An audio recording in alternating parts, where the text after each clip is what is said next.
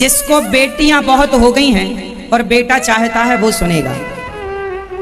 आप सब सुनिएगा, सबके काम की बात। देखिए हमारा शास्त्र कितना साइंटिफिक है। ये बातें लाखों साल पहले लिख दी गई थी। साइंस जहां आज पहुंच भी नहीं पाया या कुछ कुछ पहुंच भी गया है। चलो अब मैं बताऊं, किसी महिला को बेटी ही बेटी हो रही हो और बेटा की कामना हो तो क्या करना चाहिए? जिसे पुत्र चाहिए उसे क्या करना, और जिसे बेटा ही बेटा हो रहा हो उसे बेटी चाहिए, उसे क्या करना चाहिए? देखिए ये बात मैं कोई जादू टोना वाली नहीं बताऊंगा, लिखित में श्लोक के संग आपको बता सकता हूं। कहां लिखा है ये भी बता सकता हूं। शास्त्र कह रहे हैं, ये बात मेरी नहीं है, शास्त्रों की है। और कितनी गहरी बात है, मैं अभी इस बात को बताकर इसको साइंस से भी मैच करूंगा, समझिएगा।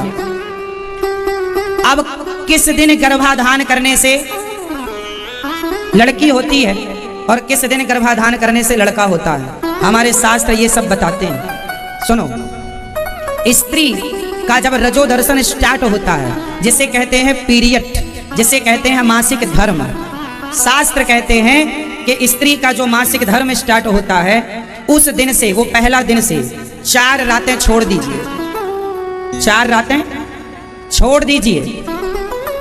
यदि 5वीं रात को यदि गर्भाधान हो गया तो बेटी होगी।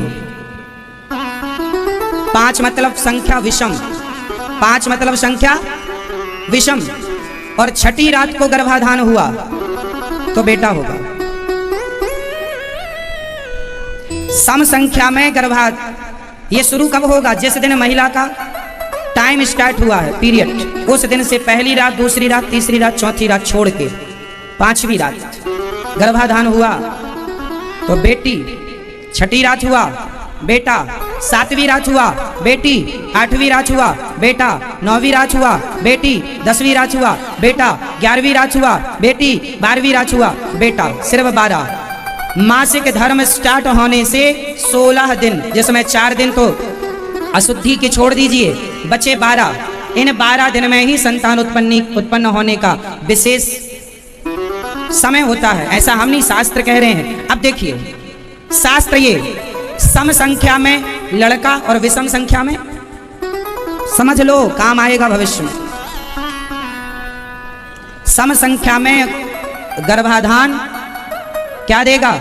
बेटा, और विषम संख्या में गर्भाधान क्या देगा? बेटी। ये तो रही बात। अब मैं इसको साइंस से जोड़ता हूं। साइंस कितनी गहरी है समझिएगा।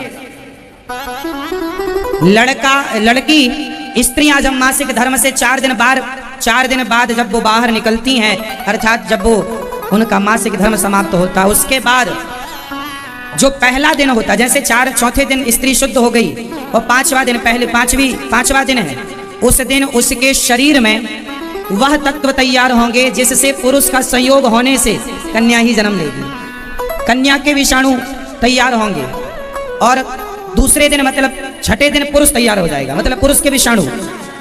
ये फसल में भी होता है मैया, मादा पुरुष, ये सब चीजें पूरी सृष्टि इसी थ्योरी पर टिकी हुई है, पूरा संसार इसी पर टिका हुआ है। वो स्त्री के अंदर ही क्षमता होती है कि वो स्त्री रूप में एक्सेप्ट करेगा उसका। कहते हैं पुरुष का तेज स्त्री के गर्भ में जब जाता है तो स्त्री का रज पुरुष के तेज में मिलकर, वो जो रज होता है स्त्री के अंदर भी एक तत्व पाया जाता है।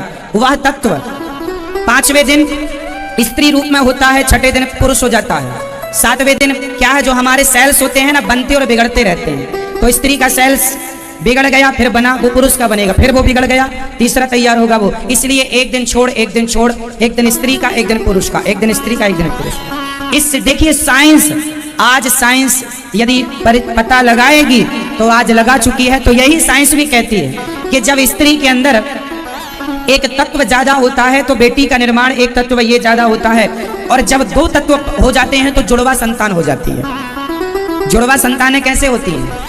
एक ही भाग 2 भागों में स्त्री और पुरुष का तत्व मिलकर जब 2 भागों में पेट के अंदर किसी कारणवश डिवाइड हो गया तो 2 संतान की तैयारी चालू हो गई पेट के अंदर। ये साइंस है। ये साइंस जो आज बता रहा है, हजारों साल पहले हमारे ऋषि मुनियों ने बता दिया। लड्डू गोपाल की पूजा किया करो। और लड्डू गोपाल की पूजा करते समय यही मांगा करो। वैसे तो भागवत सुनने से 7 दिन अगर आप भागवत सुने मन लगा के नियम से, जिस इच्छा से आप भागवत सुनेंगे आपकी वो इच्छा पूरी होगी, करेंगे ही भागवत उसे पूरी। लेकिन न्याय संगत हो, अन्याय संगत ना हो। अन्याय वाली इच्छा पूरी नहीं होगी, न्याय वाली जो आपके मुताबिक न्याय है वो उसमें। तो आप जो मांगेंगे वो देते हैं। तो लड्डू गोपाल की पूजा अवश्य किया करें, और हो सके तो हरिवंश पुराण और भागवत पुराण की कथा सुना करें। लड्डू गोपाल जी पे तुलसी दल चंदन लगाकर चढ़ाया करें। तुलसी दल चंदन लगा के लड्डू गोपाल पे चढ़ाएं। बहुत जल्दी उसका रिजल्ट आपके सामने होगा कि आपके गोद में लड्डू गोपाल स्वयं आएंगे, लीला करेंगे। और एक और बात, जिनके घर में पुत्र ना हो, संतान ना हो, उन्हें भगवान के उत्सव में सम्मिलित जरूर होना चाहिए। जिनके घर के बच्चों के विवाह में लेट हो रहा हो, उन्हें ठाकुर जी के विवाह में लेट जरूर जाना चाहिए, शामिल होना चाहिए। जब लगे ना हमारे बच्चों के घर में, आजकल तो बहुत लेट होता है विवाह, और ये समस्या होती जा रही है। ये एक बहुत बड़ी समस्या है कि हमारे बच्चों का विवाह बहुत लेट से होता है, और ये अपने आप में एक समस्या है। मैं निवेदन करूंगा 20-22 साल की उम्र में दोनों की शादी हो जानी चाहिए, चाहे बेटा हो या बेटी। जब वो 20-22 साल की उम्र में शादी हो जाएगी, 22 साल, क्योंकि 21 सरकारी आंकड़े कहते हैं कि सरकार 18-21 के बाद ही करनी चाहिए, तो 21 और 22 में शादी कर देनी चाहिए। क्योंकि जितनी जल्दी आप शादी करोगे उतनी जल्दी एक नया वंश आगे आएगा, और जब तक तुम्हारे कंधे बूढ़े होंगे तब तक वो कंधे जवान हो चुके होंगे। और यही क्रम सृष्टि का है, इसीलिए भगवान ने क्रम बनाया है।